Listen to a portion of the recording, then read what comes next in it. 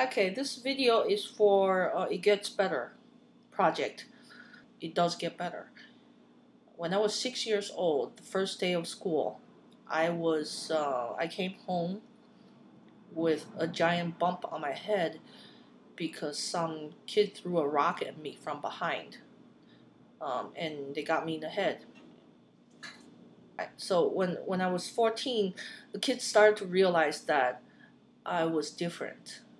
That unlike everybody else, I did not develop into one of the two genders, and that made me a public enemy of some sort. Um, People treated me like I have some sort of disease. Like if I entered a room, everybody else would leave. So I thought about it, and then when I started to look at what's happening and started to realize that it was not about me. It was about somebody. It was somebody else that felt insecure about himself, wanted to be more popular, and needed an enemy, a public enemy, to rally behind him. So I was simply the most convenient target. Um, I was different, and it's easier for him to convince everybody else, including himself, that because I was so different that I didn't have feelings like everybody else. So it's easier for people to ignore my feelings and pick on me. Um, Once I realized that, I started to change certain things I do. Like I started to behave a little differently and got rid of the bullying. Basically, they no longer picked on me. And I did not change who I am, though. I never did. I'm still, as you can see, I'm still a weird genderqueer Chinese lesbian. I'm still a chubby nerd. None of that changed. It's just that I was no longer the best target. I was no longer the most convenient target. I was a really bad target. So that got a lot better after that. And but I never thought I'd live this long. I thought I'd never live past 25 years old. I thought I would be dead for sure. But I didn't kill myself because it was really hard. I tried, it was really hard, so I kind of gave up on it. Anyway, so I think here, let me see. So fast forward, I went to college, and it was a very conservative rural college where I was really scared. I remember the first year I was there was when Matthew Shepard got killed. He was beaten to death because he was gay, and I remember seeing that news and thought, oh my God, that could be me, because I was in the same situation. I was very visibly queer, and in a very conservative college campus. So. Um, One day I was beat up. Like one day I was punched in the chest, and I didn't think much of it. I but I was upset. Obviously, I was scared, upset, and I eventually I thought about it, and I thought, I needed to at least be on record saying that this happened, so nobody can say that all these kind of things don't happen here. So what I did was I emailed the LGBT group on the campus, and they they sparked an outrage, and they told the dean.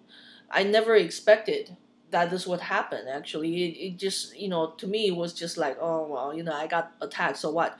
But they were very upset, and they told the dean. The dean called the police, who asked me to do a formal report so they can start an investigation.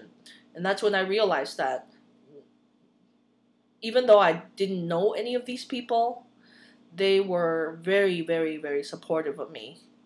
I didn't think anybody would care, but I was wrong. So I worked really hard. I worked my ass off to get like straight A's, and I so I could get out of there. And pick a place I want to be. And I did just that. My first job was downtown Chicago. There are a lot of gay people in Chicago, so I didn't feel any threat.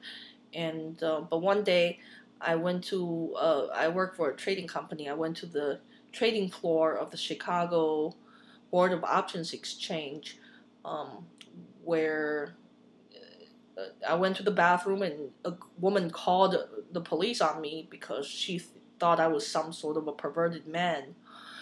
When I got out of the bathroom, I was I was met by the police, and I had to prove that I am a woman, I belong there.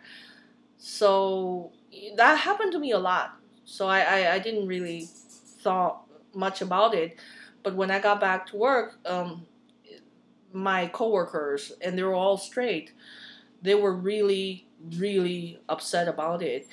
They called the lawyers and forced the exchange to issue me a formal apology, and I was very surprised that these straight people also cared. I didn't think they would, but they cared.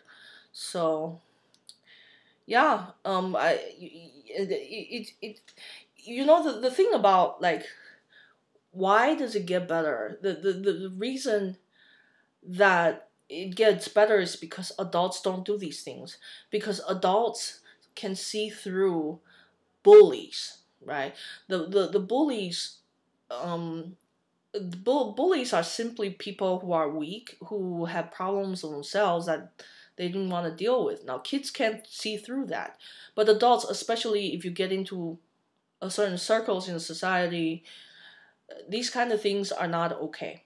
Okay, it's not acceptable to adults. Okay, so that's why things will get a lot better, I think. Um, and I tried to kill myself, but I couldn't do that, and because it was really hard. It was hard to kill yourself. If you kill yourself, you're never going to know what kind of good things is going to happen to your life. For example, I didn't imagine possible that I'd end up living in the San Francisco area, working in a firm.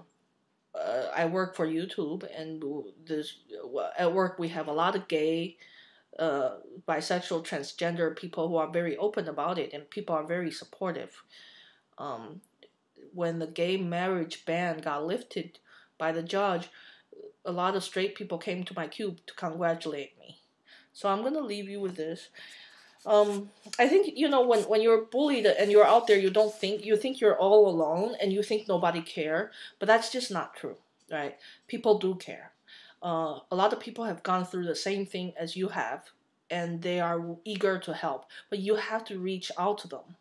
You know, if not for yourself, for uh, being on the record that this kind of things happen to you, so that people in the future, so that we as a society can improve, right? And people in the future, people just like you, won't have to suffer the same way. Um, and remember, if you're gay or trans or bisexual, you have a network of support that's way beyond what you think you have. I wish you the best of luck.